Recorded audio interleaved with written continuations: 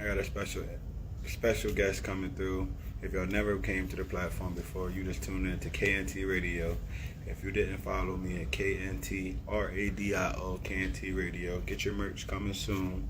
I got my special guest, Alex, aka Nathan from Netflix, The Circle. He also got another show coming out. We're gonna talk about more what involvement is going on.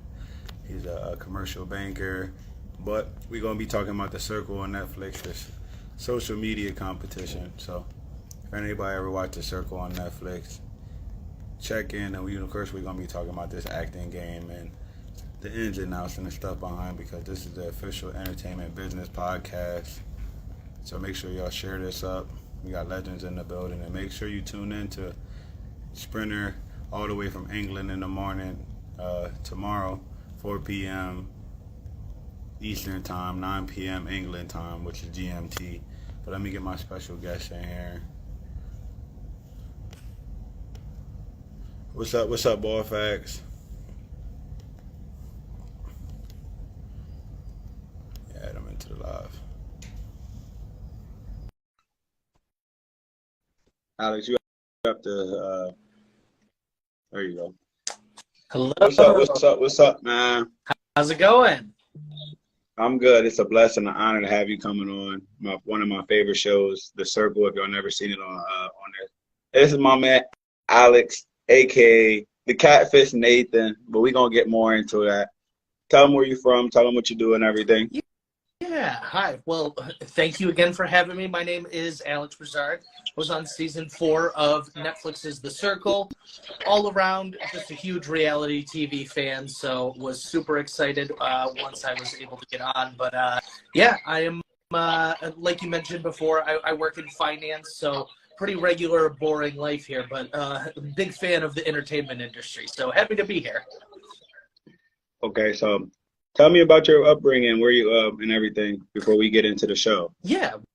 Well, so for me, I was born and raised in Michigan, outside Ann Arbor, if you know the area at all. So I'm a U of M fan, go blue. But so I grew up in Michigan my whole life. I went to school on the west side of Michigan for college.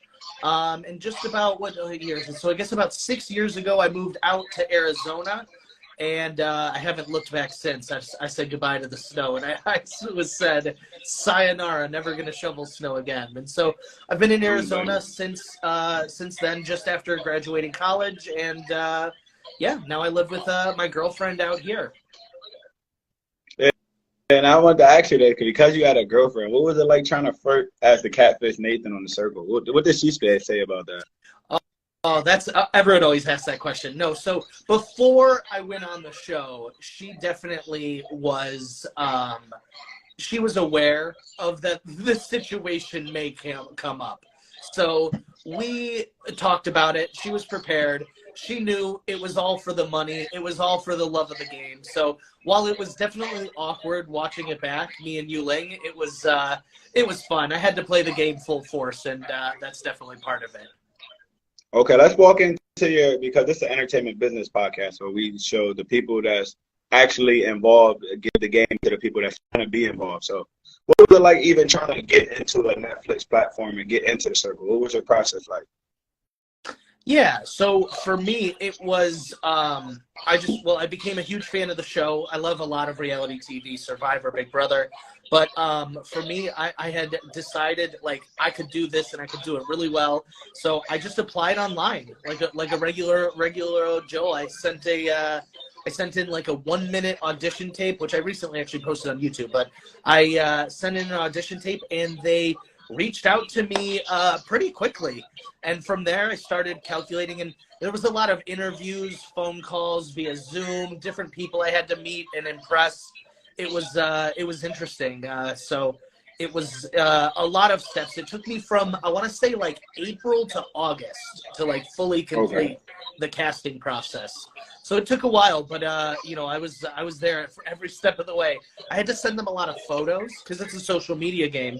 I had to send them like 75 photos of myself, 75 photos of my catfish. It was a lot. So I had to put in a lot of work and time into it. Okay, so before we get into the show, let's walk into your thing. What made you want to be a catfish, And where did you find this guy Nathan from? Yeah, good question. So I wanted to be a catfish because, one, when else am I ever going to get to do something like this? What a unique experience. Yeah, that's true. So I was like, I might as well give it all I got and just go for it. So I knew from the jump I wanted to be a catfish. I also thought that if the other players saw this guy and he was a commercial banker and he likes video games and board games, they might be like, he's here to like plot, scheme, and backstab, which I was there to do, but I wanted to hide that. So I knew I wanted to catfish, and so I decided I wanted to pick someone that was very like unassuming, kind of dopey, young muscle guy. So I just I found, so my younger brother, he was in college at the time, and I asked his roommate, who was a big muscle like a big muscle bro. I was like, hey, would you be cool with this? And he loved it. He was all about it. So he was excited. His real name's Max, but yeah, we call him Nathan now. Oh, so you know him personally? Yeah, yep, I do.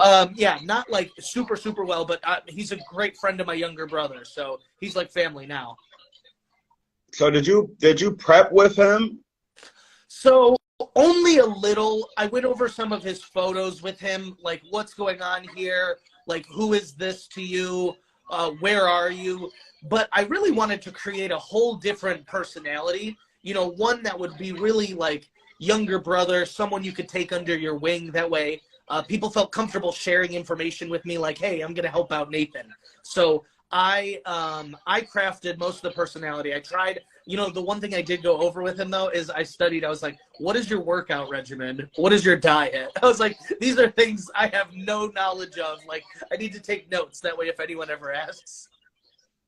And now, just so people don't know, the show is, if you're a catfish, you have to, one, remember everything you tell somebody.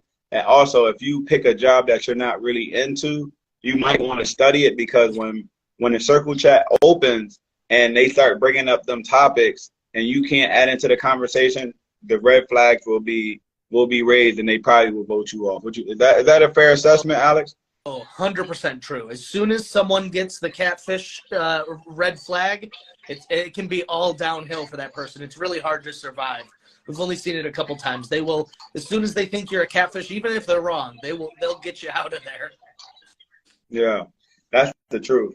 And another thing too, it was crazy to actually see the Spice Girls as one of the players. I know. What did that come? Was that like a mind blowing, or did y'all kind of had a heads up or anything about that? Oh, absolutely no heads up at all. It was so mind blowing because it was actually my first day in the game. Like later that evening, we had a party. Because you came in episode 3, right? You came later in the middle of the game. And so then they announced to everyone in the game the Spice Girls were in the game, and I like couldn't comprehend at first. I was like, they're here in the building playing right now?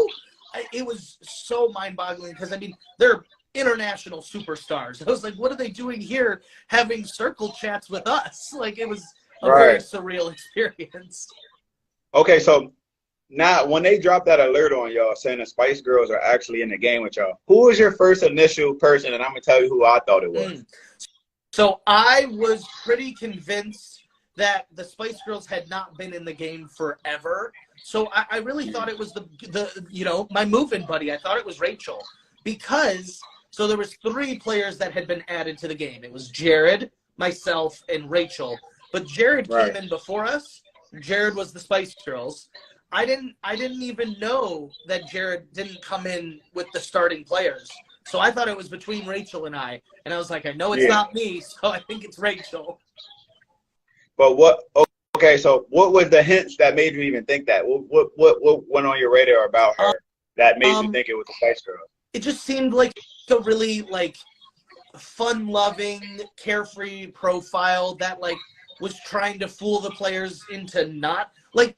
I didn't think Rachel was a catfish or anything until the game told me one of you is a catfish, and I was like, oh, what if they just came in today? That would make a lot of sense. It seemed too coincidental in my opinion. And before we go for it, Auntie Jen is in the chat. Shout out to Auntie Jen. Yeah. Is in the building. Shout out to another circle member. Yeah. We got 2 catfishes on KntRadio right now. That's right. I was a big fan of Anti-Gen in season 5. Both the players and the profile, they did great. Right. That I agree with that. I agree with that 100%. But on to the next thing, right? So, what is it actually like? I always want to talk to someone about this because you're locked into a room for. Is it really that bad? Because I see y'all like, what is it like actually being in a room, no Wi-Fi, no internet, no access to the world? Yeah. What does that even like be? It is, especially in today's day and age, it's a little refreshing. You know, it's really, I've never been stripped of like all forms of communication except for my TV screen. And it's not even like a phone where I'm tap, tap, tap, tap, tap. So it was very different. It takes a little adjusting to get used to that. But once you do, you get used to it. You find ways. I did a ton of Sudoku in there. I read a couple books. Okay. You find ways to keep yourself entertained. I wish I knew how to cook.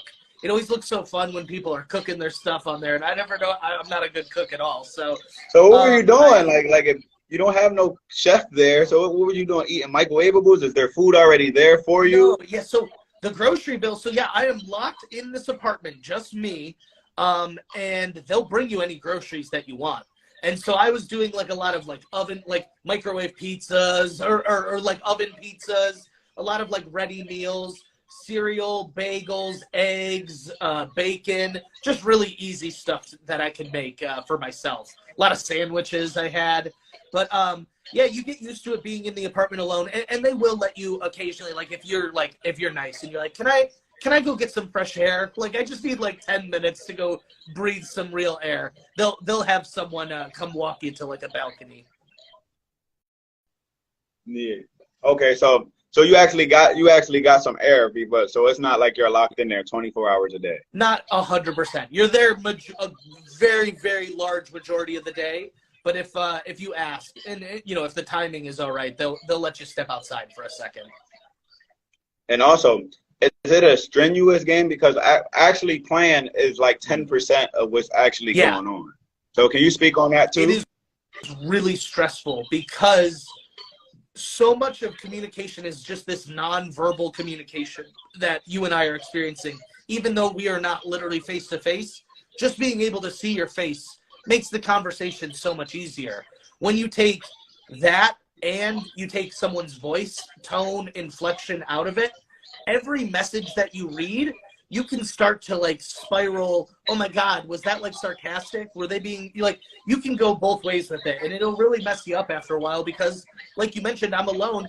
You're just left with your thoughts, and if you start thinking about something for too long, you could get sent down like the total wrong path. It's pretty wild, and it's a real mind screw. And do you when people are talking to you, like, what was your strategy coming into the game? Because I seen your shirt, strategic as AF. I actually like that. If I can grab one of them shirts, let me know. That's actually my favorite shirt. That's my favorite shirt on a circle. I'm not even gonna lie, because that's how I am. I love it. So my whole game plan coming into the circle was I want to be super underestimated. I want to be everybody's like little brother. I wanted people to view me as I wanted them to view me as like the dumb guy that they are stringing along. And for me, it was all about getting information. I was coming into the game a little late, so I needed to know who was popular, what the connections were, and the way you can figure things out better without seeming like you're just quizzing someone. You seem like you're dumb and like, whoa, like, hey, help me out here. What have I missed? And it makes it seem much less threatening. So my whole game plan was to gather information by playing dumb and then using that information to my advantage, which I did quite a few times. Yeah, you actually did pretty well. Especially, okay, so like even the connection with Yuling, what was your idea like to connect with Yuling? What was your idea with that one? Because at first you came in, you had to pick two people. I seen you picked Brew. I actually like Brew because he's like, you know, I'm a podcaster, so I got to thank the podcaster. Yeah. Shout out to Brew if you're listening here. And then you chose, who was it? Frank also. Yep. Frank. Yep. So you kind of, because it kind of, I was looking at your mind, like the way you handle yourself. You kind of were suspicious that he was the influencer when you first got in here, didn't you? Yeah, I just had a feeling. You can tell because especially when it's the first one, it's based off of very little information, almost first impressions. And so just reading everyone's profiles, I said, Frank's got one of the best profiles here. I bet he was popular, and it was a good bet. I would have been wrong if you had asked me who they were. I wouldn't have known that it was Frank and Mama Carol, though. They were the first two. I wouldn't have guessed Mama Carol, but they ended up telling me that because they wanted to help me out and fill me in. Okay, so jumping in the game, was it like overwhelming? Because you kind of missed. Did you feel like you missed out? So at first, when I got into the game, I was a little nervous that I was late. But in retrospect, looking at the experience as a whole, I actually think it was the perfect position for me because it allowed me to not really have, how do I want to say this? Like, I was always able to play like catch up, like, hey, help me out here, fill me in, instead of having to be an original player and being like, oh, instead of having to establish like really firm lines, I got to play like I'm the new guy. I'm still trying to figure it out. It ended up really working out for my first half of my game that I was just playing like dumb catch up. It kind of helped you in the Spice Girls competition because their music came out 25 years ago and Nathan's characters are only 22. You kind of got to go. You got to play the. Oh, I'm too young for this. I wish I was older. I was like, I barely know them. Yeah. But that was just dope. Period. Actually seeing seeing you on the show and then actually having you on here today is just an honor. Yeah, well, I watched all 5 seasons so far. Oh, good. Well, I'm glad I was able to hop on here and fill in. I mean, you have any more questions behind the scenes? I would.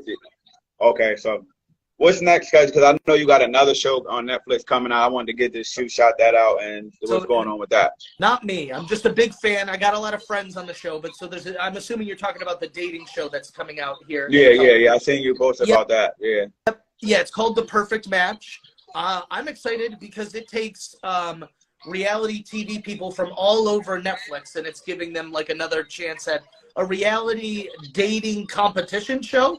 I don't know. I'm interested to see. The trailer really got me excited recently. I think what I'm going to be doing is I'm going to be covering it probably on YouTube week by week. So I think that's where I'm going to be able to add to the conversation.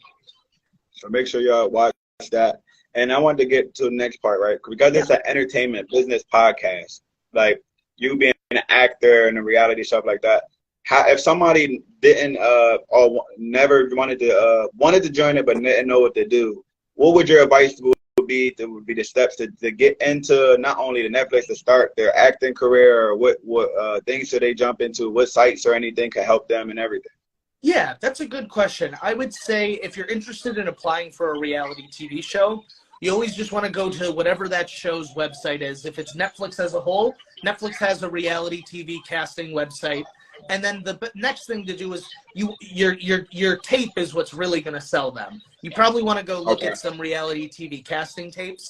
That's probably a good place to start. But if you have a good casting tape, a good hook, and you're interesting and charismatic in front of the camera, you'll catch their attention. And if they're interested in you, they'll find a spot for you.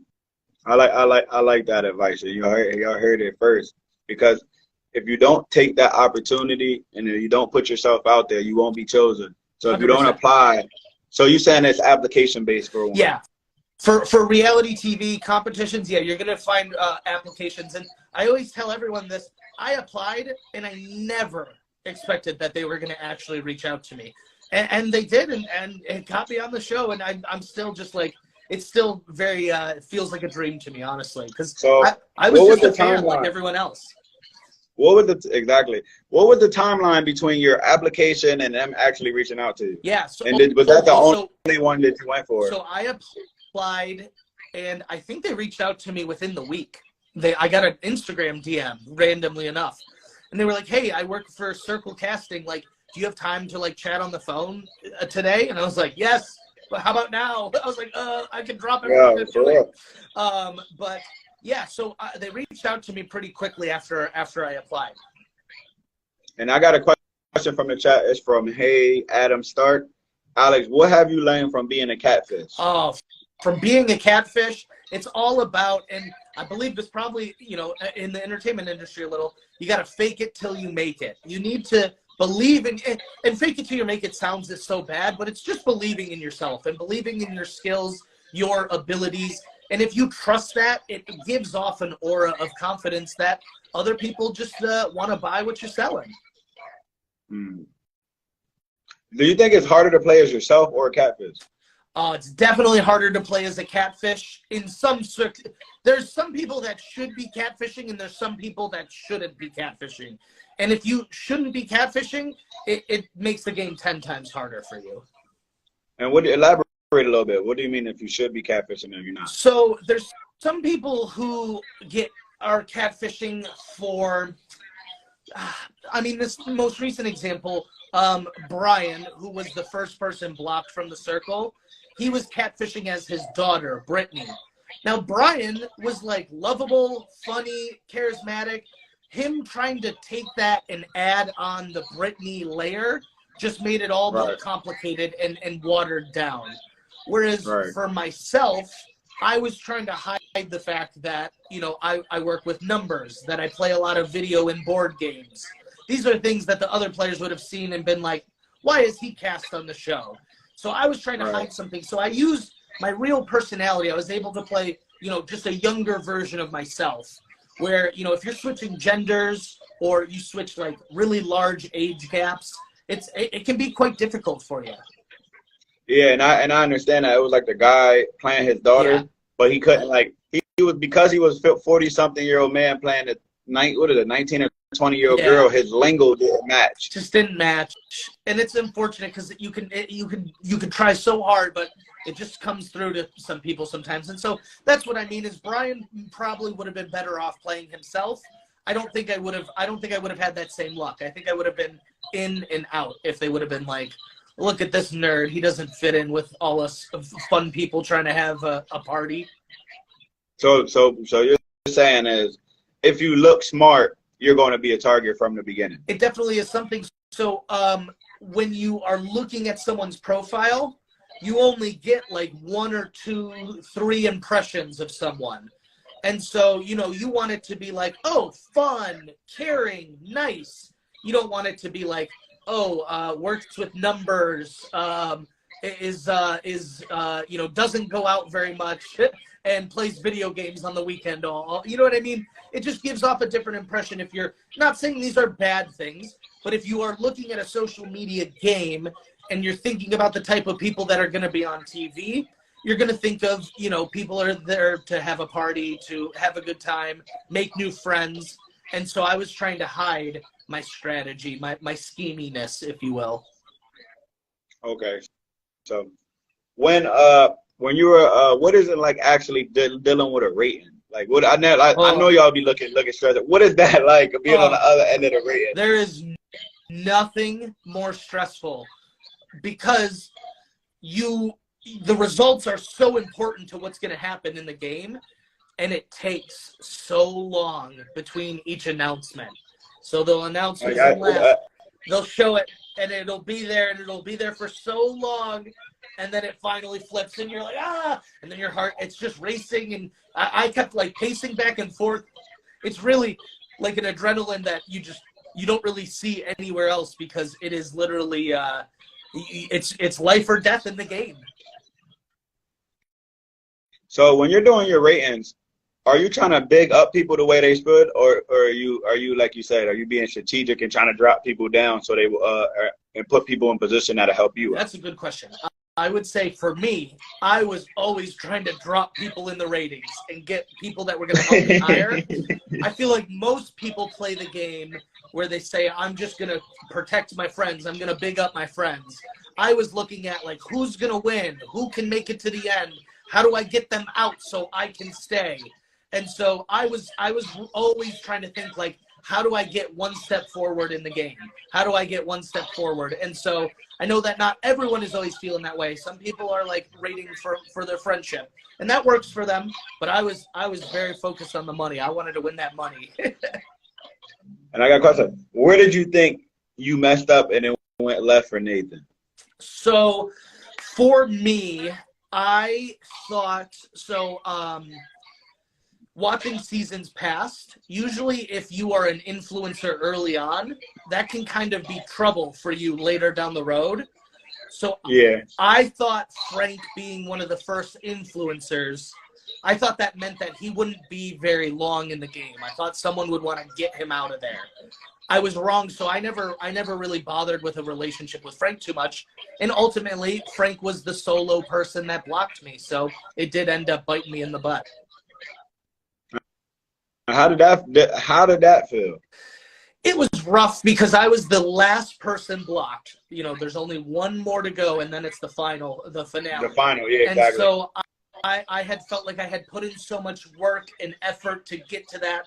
It's really hard seeing it come just this close to find out you were one step shy.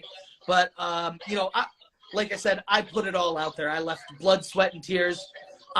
With the information I had at the time, I don't really think I regret any of my decisions. Sure, looking at it all now, I would do things differently. But in the moment, I didn't have all the information that I do now. Do you think you would have did better if you started from the beginning? You know, probably not. I actually think I would have done worse. I think they would have found out I was a catfish earlier on, and they would have been more suspicious. Okay, so you're saying because you jumped in episode 3, you're kind of already closer to the I'm in the mix of things. Finale. Yeah, exactly. There's not as much. So when you first start the game, there's a period that is strictly all get to know you, and it can be really easy to find a catfish in that time because, you know, it's all get to know you talk. Where I got to hop in and I could talk about events, not as much about myself. Right. What do you mean talking about events, more about yourself? I could talk about who was blocked first. I could talk about, wow, it's crazy the Spice Girls are here. So you can already, I understand what you're saying. So you can go in with there's already being movement. Yep. You don't have to really explain yourself. You can just talk about what you missed. Yeah. I can talk about, wow, I can't believe the Spice Girls were here. Like, that's so crazy. Like, I can build connections that way. And I can talk about, you know, oh, well, this is where the game was. What about moving forward? So as a catfish, I didn't have to talk as much about myself and my personality because that's, you know, generally where catfish get tripped up with themselves. And then you got to meet somebody, too. Yeah, I got to meet 2 somebodies. I was really scared my first one. So spoilers for people who haven't seen the season. I backstabbed my best bud in the game. His name was Brew. I know I was hurt. I was rooting for Brew. I know he's a great guy. I love him now, but I tanked his rating because I felt like it was going to be me or him. And so after I did that, he came and saw me, and I had to explain to him face to face what had happened and why. And that was really hard. I was very nervous to meet him. But that was nice. And then later the same evening, when I get blocked, I went and got to meet Yu Ling face to face, which also was very nice. Is she really that small? Oh, she's just as tiny as she looks. She's very small. I never met somebody 4'5" or 4'6". Yeah, no, I think she's just under 5 foot. So I think like 4'11" maybe. But it is very tiny. She's pocket sized. Yeah. Okay, so did you ever, you said you got blocked by Frank. Did you ever get to meet Frank? Not till the finale. We met at the finale, yeah. And then we obviously have met since the game has wrapped, but not in the game. Did you ask him? Did you ask him about it? Yeah, I asked him. But in all honesty, there wasn't too much to explain because so he was a super secret influencer. So it was a secret that he was the influencer. But as soon as they announced that I was the one that was blocked, I was pretty sure it was Frank. I just had a gut feeling it was probably him because I had a pretty weak connection with him. So he didn't need to explain much, but I asked him, and he said, you were the one I had the least connection with, and I thought you wouldn't rate me very favorably in the end, and he was 100% right. I wouldn't have rated him very high. That's smart, though, because y'all both had the same game plan, it sounded like. And Yep. they said, there's he another got me question. Before I got him. And there's another question from the chat. Said, any advice for the catfish on the last season, Sasha, that she could do better or worse? I really liked Sasha's game plan. Loved Shuby. I think Shuby had the right idea. But I think Shuby, and this is common too, I think Shuby was really nervous that he came in late. and he felt like he really needed to rush into things. I would have told to make up for lost ground. Shuby / Sasha felt like he needed to make up for lost ground, so he hit the ground running. I would have told Shuby, take a deep breath, slow your steps by slow down 5-10 minutes, catch your breath, really think these things through. I think Shubham was very gung-ho, but I loved watching it. That's the way I play too. I'm very in the moment, decision-wise. But I just felt like compared to season 1 Shuby, season 5 Shuby looked like he was rushing a bit. James Jefferson loved you on season. Well, he's on season 4 of the Circle. He was Alex, on season 3.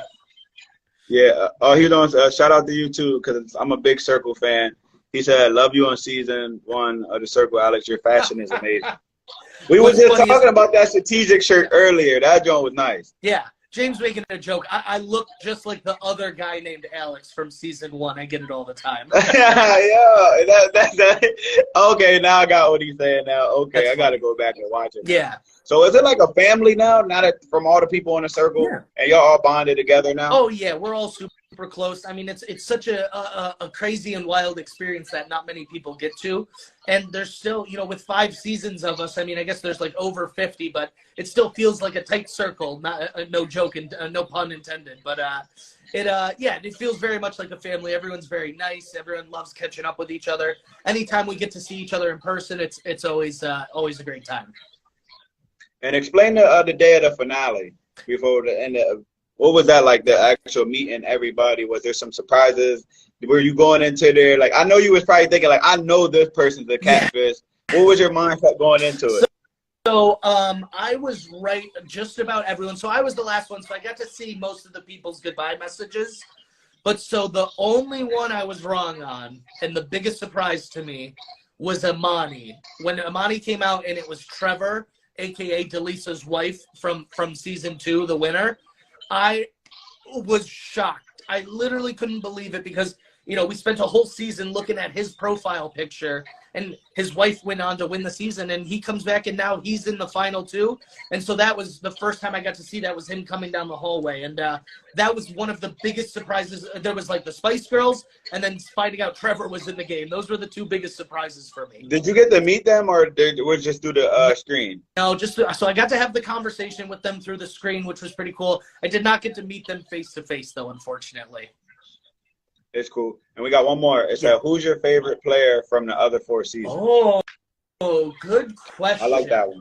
Who's my favorite player from the other 4 seasons? That's so hard. I have so many. Okay, let me think. This is tough. I want to give it some good thought here. Okay.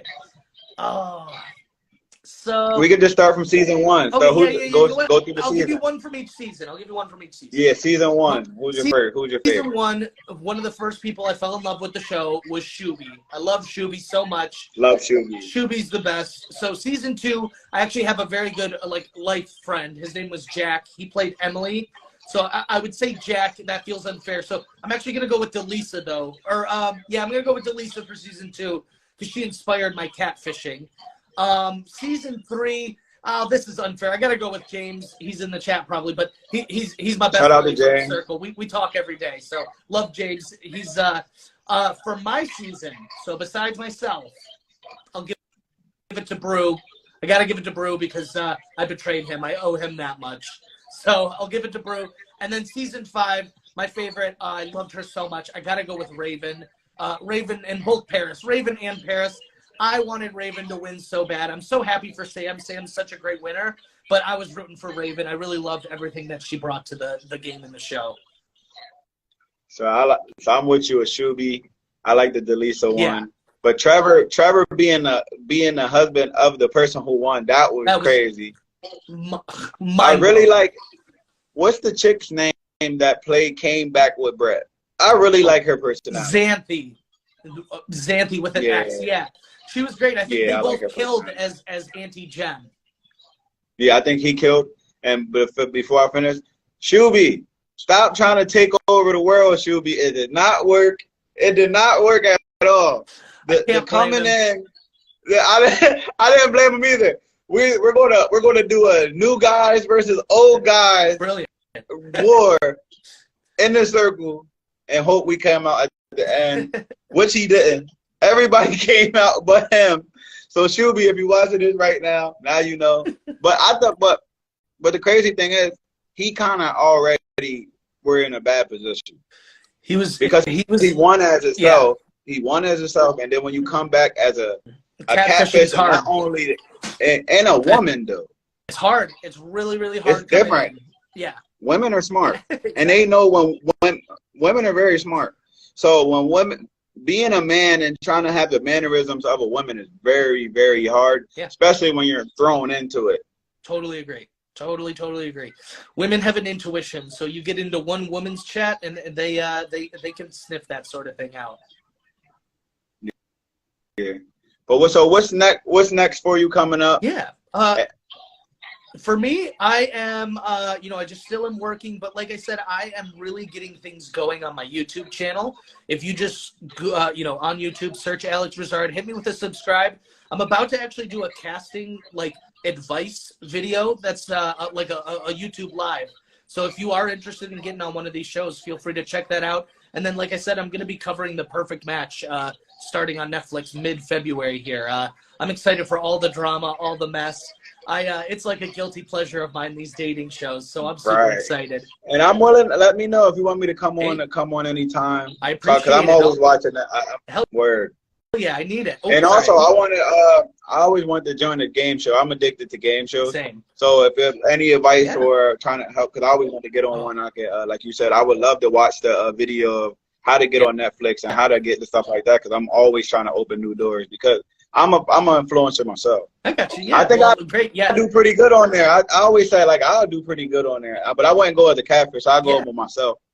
You got to apply. I always say, first step, you just got to apply. Yeah, send me a link or anything. Yeah. But anything you want to say before to any of the viewers and stuff before we go, and it's an honor for you to have you come on here, and a blessing.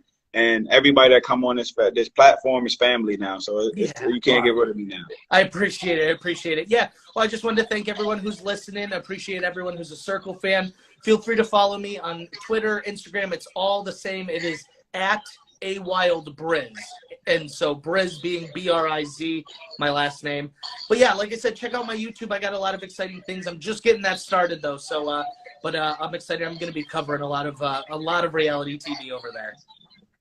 Thanks. So make sure y'all. I'm gonna pipe it in here. So yeah. Oh yeah.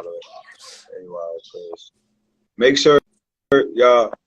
I'm gonna pin it too. Make sure y'all follow AWildBriz on all platforms. Check his YouTube out.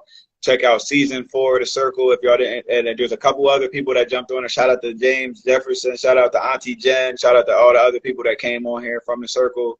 Shout out to all my Circle family. And if you didn't catch just season 4, catch all 5 seasons. And make sure you catch up. What is it called? The Perfect Match. That's right. He will be covering it. So make sure you catch up on here. So shout out to everybody. This is a special episode with my boy AWildBriz, Alex, a.k.a. the Catfish Nathan from The Circle. And it was a blessing. Love you, bro. Yeah, great talking with you. Great talking. Have a good night, everyone.